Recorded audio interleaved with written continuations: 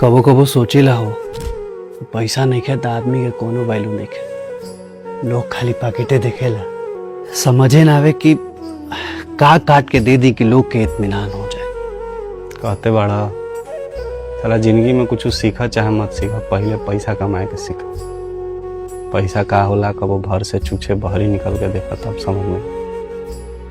तब वो लोग कितना झूठ कहेला ना कि पैसा मोह माया सब ऐजे रह जाए। हाय पैसा ओए पैसा सब छूट जाई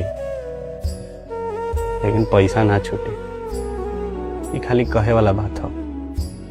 एगो लाश पर से लोग सिक्का ना छोड़े तो देह छोड़े के बात कहता।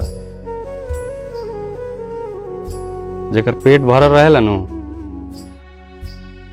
ओकरा खो खटे लागेला। का भगवान जितना आदमी बनैला उतने पैसा काहे ना बना देला।